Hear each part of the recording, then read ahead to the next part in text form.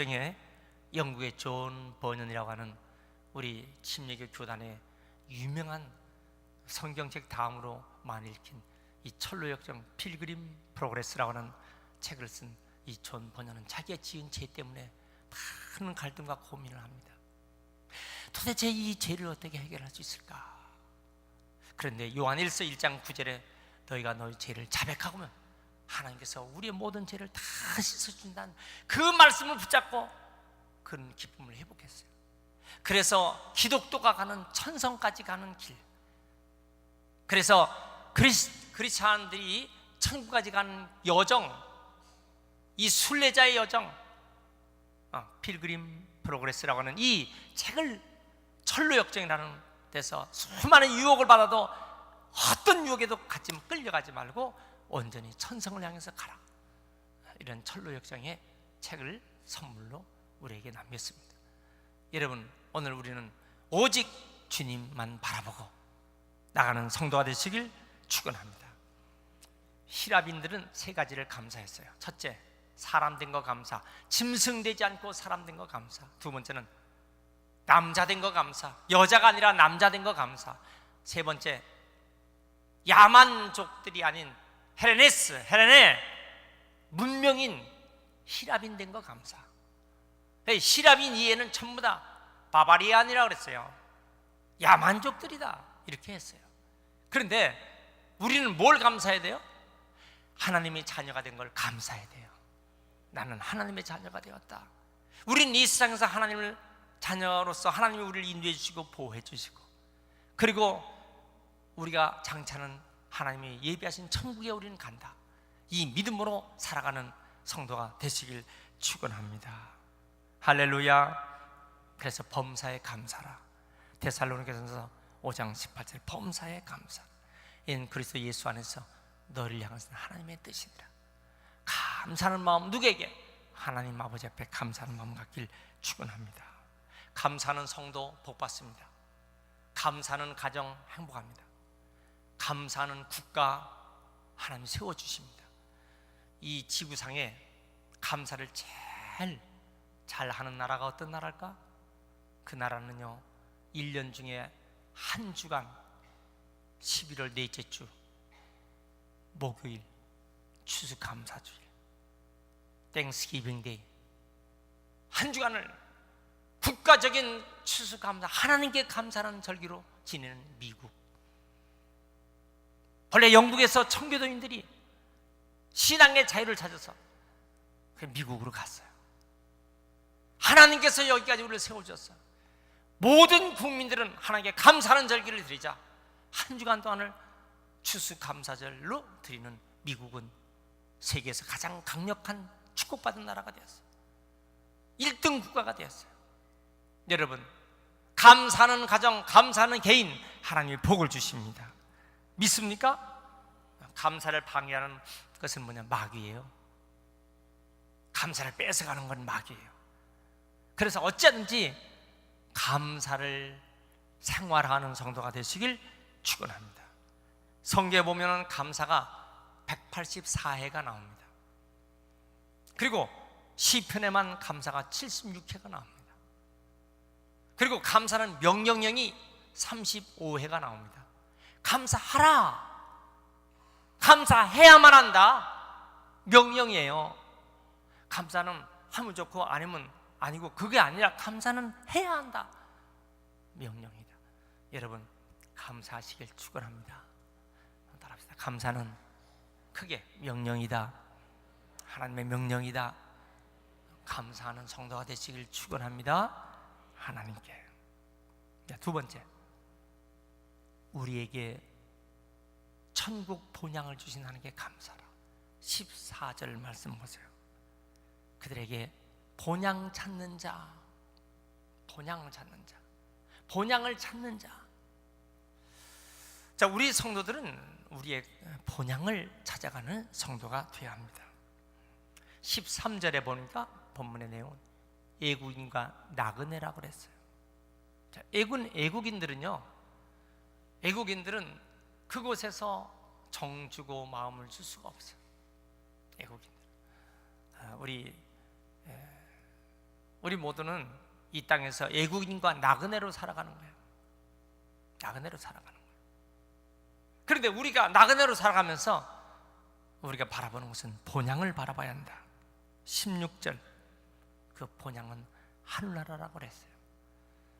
우리가 육의 고향은 이 땅의 흙으로 만들어진 육의 고향이 있어요. 그러나 우리의 영의 고향은 어딜까? 우리 영의 고향은 하늘나라, 우리의 본향인 줄 믿습니다. 할렐루야. 어떤 사람이 공원 벤치에 앉아 있습니다. 깊은 고민을 하고 앉아 있는 거예요. 공원 지기가 그에게 다가갔어요. 여보세요, 당신 누굽니까? 글쎄요, 내가 누군지를 모르겠어요. 이 사람 봐라. 아니, 당신은 어디서 온 사람이요? 글쎄요, 나는 어디서 왔는지 모르겠어요. 이 사람 봐. 당신은 어디로 갈 사람이요? 글쎄요, 미안하지만 나는 어디로 갈지를 모르겠어요. 여러분, 이 사람이 누군지 아세요? 유명한 데카르트입니다. 영어로 스펠은 데스카르테스 이렇게 쓰는데 데카르트라는 사람. 나는 생각한다. 그래서 나는 존재한다. 데카르트. 내가 누구냐? 여러분, 이 명제 앞에 내가 누구냐? 이 명제 앞에 나는 이런 사람이다. 나를 말할 수가 없는 거야. 나는 어디서 왔나? 나는 어디서 왔나? 나 정말 어디서 왔나? 나는 어디로 갈 것인가? 정말 어디로 갈 것인가? 여러분, 이 대명제 앞에 깊은 철학을 하게 되는 것입니다. 성경은 우리는 어떤 존재냐? 육신의 우리의 존재, 우리가 이 세상에 사는 우리의 존재는 어떤 존재냐? 시편 73편에 보면 인생은 꿈이라고 그랬어요. 꿈과 같은 세상을 가고 있는 거예요. 꿈결과 같은 세상을 가고 있다. 시편 90편 5절, 잠깐 잠을 자는 것처럼, 잠깐 잠자는 것처럼 눈꺼풀을 딱 감았다가 뜨는, 영원이라고 하는 시간에, 우리 인생의 시간은요, 잠깐 70, 80, 90 잠깐 눈 감았다 뜨는 거예요. 영원이라고 하는 eternal life, 이 영원의 세계에서는 이 잠깐이라는 것은 눈 감았다가 뜨는 거예요. 잠깐이다. 욥기 7장 6절에 보면요, 인생을 배틀에 있는 북이라고 그랬어요. 그래서 이 배를 짜는데 북 하루, 1시간, 한 달, 1년 척척척척척척 나중에 하면 배틀을 쫙 잘라버리는 거예요. 끝나는 거예요. 전도서 6장에 보면 인생은 그림자라고 그랬어요. 실체가 없어지면 그림자는 그냥 없는 거예요. 잠시 핀 꽃처럼 풀과 같은 인생. 야고보서 4장 14절에는 안개와 같은 인생. 안개와 같다. 아침에 안개가 떠요. 없어지는 거예요. 영어 콘사이스에서 보면 제일 긴 단어가 있습니다. 플록시노시나 히리팔리피케이션, 29자 스펠가 되어 있습니다. 무슨 뜻? 뜬구름, 물거품. 인생이 제일 긴 단어가 뜻은요, 물거품이에요. 뜬구름 같은 인생이다. 우리의 인생이 잠깐 지나가는 거예요. 본문에 보면요, 우리 인생은 뭐냐? 나그네라고 그랬어요. 나그네와 행인 같은 우리들, 나그네 인생이다. 나그네는 정착하지 않는 사람들입니다.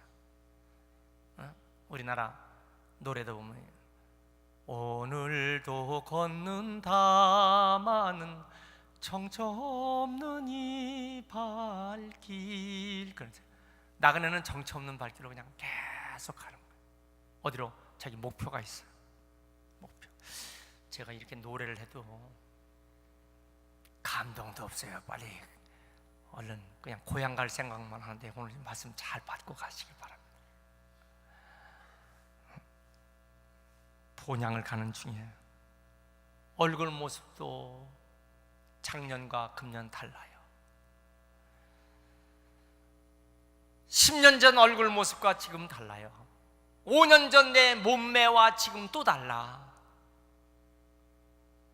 몇 년 전에 찍은 사진과 지금 내 얼굴 사진 달라요. 내 얼굴 사진 지금 그때 그 모습으로 갈 수가 없어요. 우리는 모두 죽음을 향해서 가는 것입니다. 저는 고등학교 때 다른 사람은 죽어도 나는 절대로 안 죽을 걸로 믿었어. 다른 사람은 아파도 나는 절대 안 아플 거고, 나는 이 땅에서 늘 젊고 청청할 걸로 봤어. 그렇지만 가면 갈수록 거울을 보기 싫고 사진 찍기를 싫어합니다. 왜 그럴까? 너무 변하고 있는 거예요. 너무 변해요. 너무 변해요. 창세기 47장 9절에는 야곱이요, 내 인생길이 130년이지만 내가 험악한 세월을 지냈다 그랬어요. 험악한 세월을 지냈다. 솔로몬도 전도서 1장에 보니까 수고하고 애쓰는 것이 모두 다 헛된 것이라고 그랬어요. 세계 유명한 영웅 나폴레옹은 세인트 헬레나 섬에서 마지막 유언을 하게 되는데 자기 일생을 두 자로 표현했어요. 한숨과 눈물뿐이라고 그랬어요. 그가 알프스산을 넘어가면서 주일날 오전에 예배드렸던 그때가 인생의 가장 기쁜 날이었고, 자기 인생은 모두 눈물과 슬픔뿐이었다 그랬어요. 여러분, 기쁜 날, 좋은 것 이런 생각도 있지만은 가만히 보면 전부 다 어려운 일일 뿐이에요. 전부 다 어려운 일들 뿐이에요. 그게 우리 인생의 삶이에요. 그렇기 때문에 주님은 오늘 우리에게 믿음의 길, 성경에서 어떻게 말씀하시는가? 모세는 말하기를 시편 90편 10절에 우리 연수가 70이요 건강하면 80이라도 연수의 자랑은 수고와 슬픔뿐이요 신속기간이 우리가 날아갑니다라고 그랬어요. 날아간다. 금방 지나가는 거예요. 금방 지나가. 그렇기 때문에 우리의 사는 삶이 금방 지나가기 때문에 목적지에서 초점을 띄지 말고, 가는 과정에 힘들고 어려운데 연연하지 말고 오직 주님을 바라보고 전진하는 신앙 되시길 축원합니다. 우리에게 걸려있는 것이 너무 힘들고 무겁고 짜증나고 그러다 보니 다 늙어 그 예쁜 얼굴 다 주글주글해졌어. 여러분, 그렇게 하지 말라는 거예요. 우리는 우리의 갈 길이 본향 천국이다. 이 표대에서 흔들지 말고, 그래서 기쁨으로 영광스럽게 살아가는 성도가 되시길 축원합니다. 할렐루야. 요한일서 2장 15절에 이 세상이나 세상에 있는 것들을 사랑하지 말라. 누구든지 세상을 사랑하면 아버지의 사랑이 그 안에 있지 아니하니 이는 세상에 있는 모든 것이 육신의 정욕, 안목의 정욕, 이생의 자랑이니 이는 다 아버지께로 온 것이 아니요 세상으로 쫓아온 것이다. 그래서 세상에 너무 욕심 갖지 마세요. 세상은 그냥 그렇게 가는 거예요. 최선을 다하지만 이 세상을 살아가는데 우리 염세주의로 세상을 등지고 사는 게 아니에요. 최선을 다하지만 이게 다가 아니다 말이에요. 우리의 목표는 본향 천국임을 믿으시기 바랍니다. 오늘 문화가 어떤 문화요? 세속적인 문화, 영상물, 드라마 다 보면요, 아주 내용이 모두 선정 내용이 영적인 측면에서 보면 모두 악한 것들이요, 악의 홍수예요. 자기 아내, 자기 남편, 아내와 남편이 엉뚱한 짓들 하고 돌아다닙니다. 너무 괴로운 거예요. 이것이 막 상식화돼서 마치 이렇게 흘러가는 것처럼 해서 가정마다 아픔이 이루 말할 수 없어요. 여러분, 왜 이렇게 되느냐? 왜 이렇게 이런 비극이 나타나느냐 그 말이에요. 우리는 이 세상의 지식도 명예도 권력도 다 지나가고 허무뿐이에요. 그 잘못된 이단의 구원파 유병원 씨 보면요, 어떻습니까? 그의 일생이 얼마나 허무한 일생으로 끝나는가, 그건 뭐 금방 볼 수 있지 않습니까? 그래서 우리는 오직 바라봐야 할 대상은 천국, 우리가 이 세상에 살아가면서 의지할 분은 예수 그리스도, 그분만 의지하고 살아가시길 축원합니다. 할렐루야. 동방박사, 베들레헴에 아기 예수 찾아가는 그 동방박사, 별을 따라가서 별을 바라보고 갔는데 별을 놓치면 안 되는 거예요. 별을 놓치면 예수님 계신 베들레헴까지 갈 수가 없어요. 여러분들은 우리가 인생의 나그네 길에 가다가 자꾸 딴 데가 지금 관심이 있어요. 그러다가 목표지를 놓치는 거예요. 우리의 목표지를 놓치면 중도에 탈락하는 사람들 많아요. 그러지 말라는 것이에요. 아브라함은 본래 고향이 어디였어요? 지금 이라크, 메소포타미아, 티그리스강, 유프라데스강 있는 갈대아 우루, 그 우루가 자기의 고향이야. 육의 고향이 갈대아 우루였어요. 그래서 그 우루에서 하나님 말씀 따라 본토 친척 아비 집을 떠나 내가 내게 지시한 곳으로 가라. 창세기 12장에 아브라함이 갑니다. 자, 그래서 결국 가는데 하란을 거쳐서 그 다음에 가나안 땅으로 들어가는데 엉뚱한 짓 하다가 나중에 고생도 하지만은 하나 중요한 것이 있어요. 아브라함이 갈대아 우르를 가고 싶어서 명절말마다 갈대아 우르를 생각하며 그런 게 없어요. 고향 땅 갈대아 우르가 그리워서 그런 게 없어요. 응? 우리나라 사람은 노래가 고향이 그리워도 못 가는 신세예요. 제가 중학교 때 참 그 멋있게 불렀는데 예배 시간에 부를 수 없으니, 여러분, 고향이 그리워도, 근데 아브라함은 고향이 그립질 않았어요. 자기 고향 얘기 아브라함이 또 언급하고 한 적이 없어요. 그는 오직 아브라함은 하나님께서 지시한 땅, 지시하는 곳 가나안 땅 가는 것이에요. 여러분, 우리는요, 우리 육의 고향이 있어요. 부모 형제가 있어요. 그렇지만 우리는 육의 고향은 사실 변합니다. 시듭니다. 가봐야 친구도 없어, 부모님도 돌아가셨어. 내가 살던 옛날 그 시내가 다 없었어. 아파트 졌어. 내가 옛날에 잡았던 피레임 잡았던 그 내가 없었어. 다 고속도로가 나버렸어. 여러분, 지금은요, 우리가 뭘 바라보고 사야 되느냐?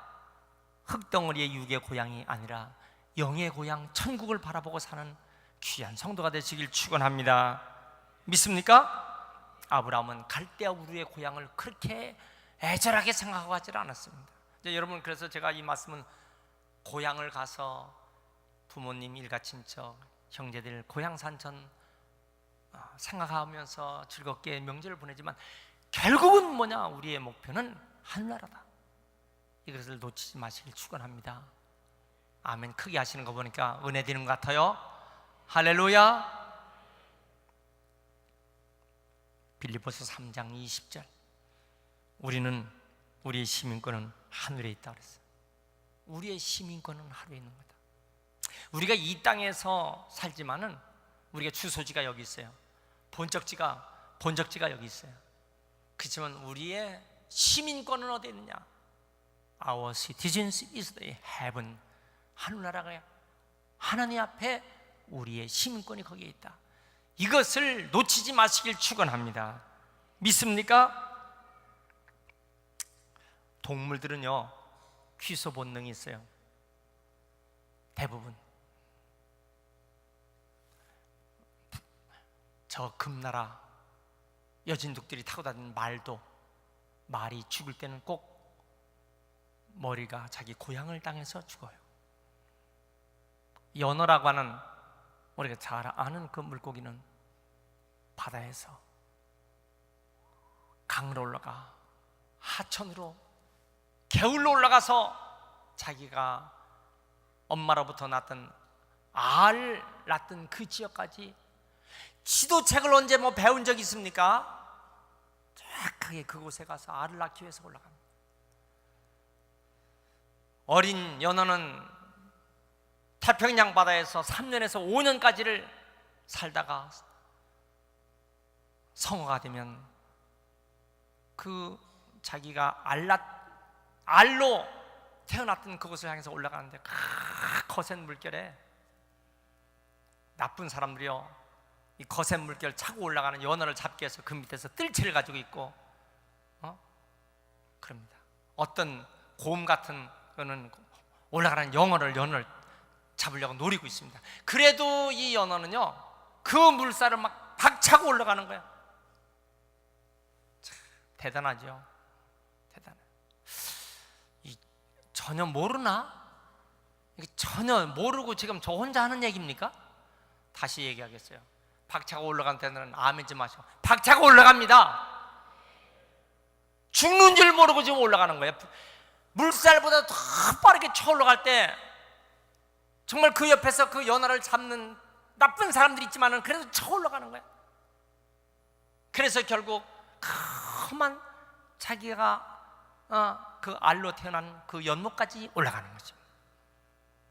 놀라운 사실이죠.